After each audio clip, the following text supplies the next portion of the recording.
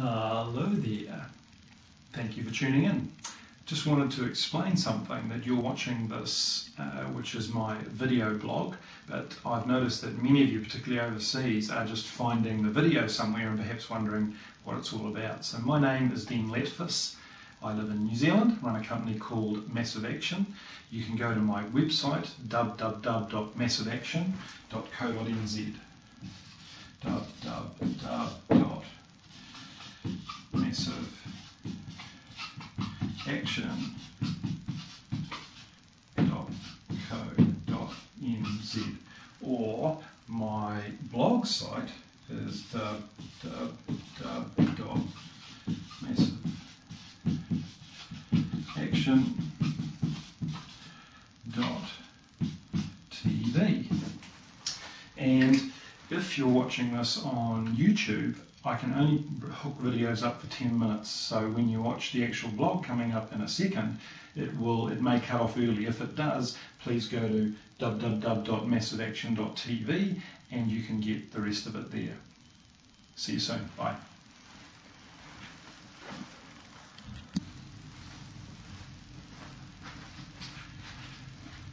And hello again, sports fans. How's it going?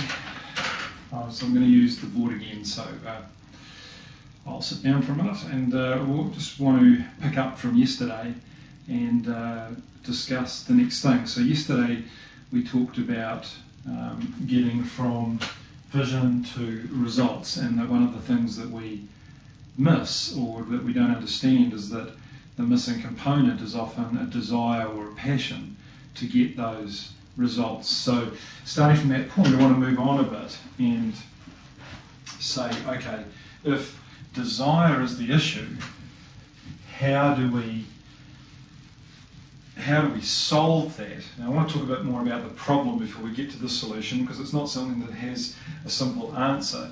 There are various things that kill desire or kill passion, which reminds me, I must tell you, one of my they're now my good friends, Joe and Rob Birch, but when they were students of mine at an early course once, and I introduced the concept of passion killers, and I still remember Rob putting up his hand and saying, I assume you're not talking about wearing your socks and baggy underwear to bed at night. So we're not talking about those kinds of things that kill passion. But what I do want to look at, the next thing that I want us to think about, I want to introduce you to another concept, and that is this. Sorry it's not green, but this is a tree. And the tree has fruit.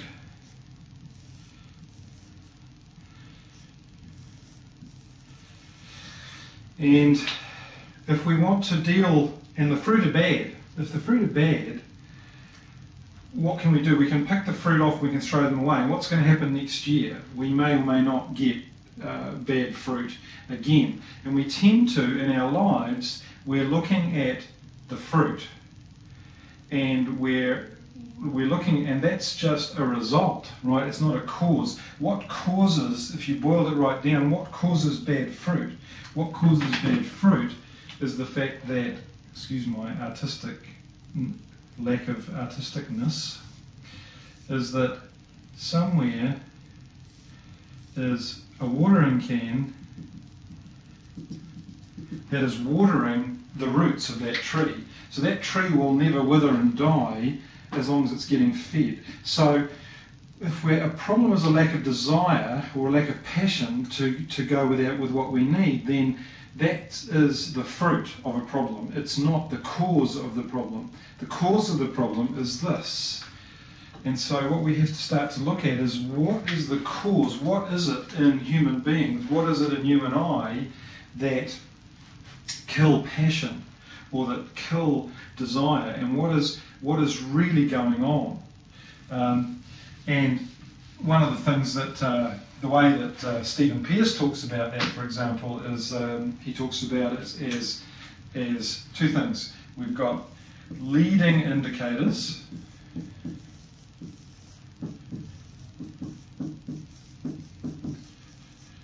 and we've got lagging indicators.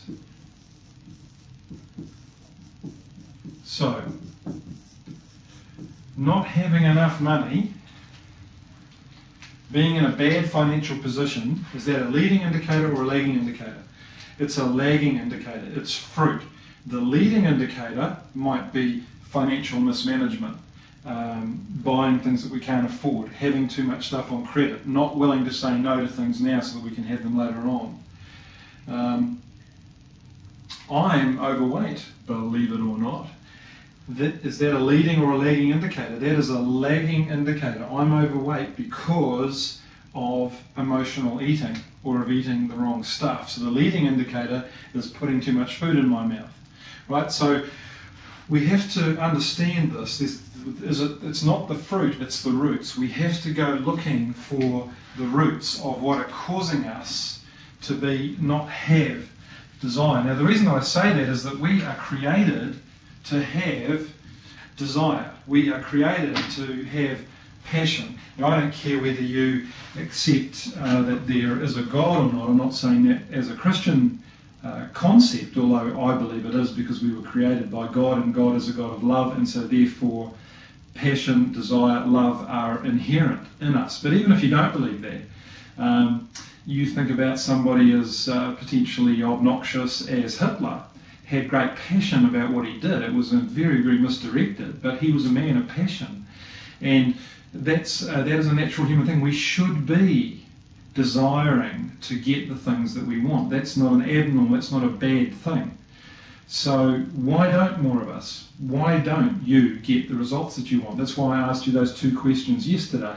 And I hope you've been thinking about that. And as I warned you yesterday, I don't necessarily have all of the answers. But as we travel through this together, several of you have emailed me, and a couple have even rung me today to comment on it. And that's very cool. I appreciate that because I want us to get a good result. I want to have a big group of people who I see getting financially free and just excited about life. And we have things that will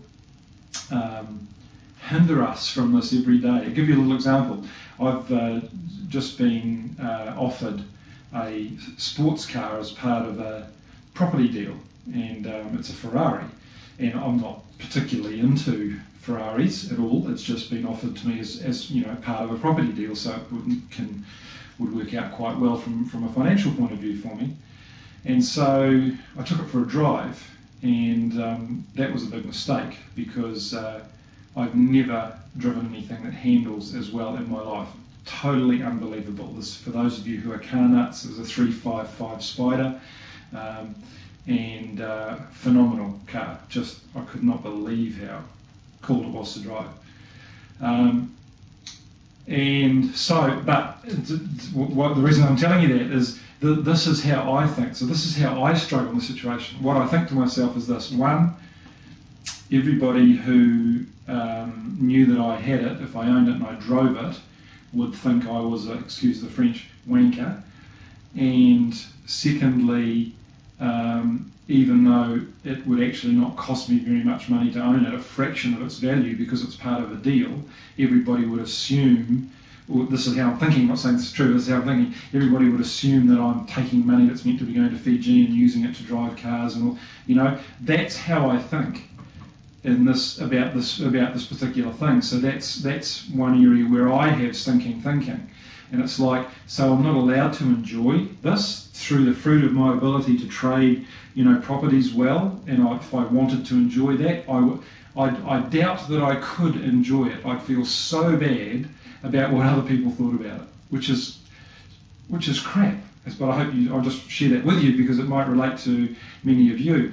But as long as I stick to doing stuff that is property related and you know, in other areas it's okay. I don't mind having a nice guitar because that's not out in people's faces. People don't think, oh, you've got a nice guitar, you're a prick, you know.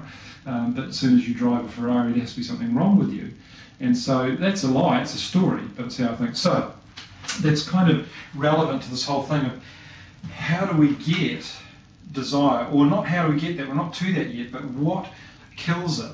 So what I want to just introduce, I'll expand on this. I'm not sure what will happen tomorrow because I'm speaking at Hawke's Bay at the Havelock North Community Centre tomorrow evening. So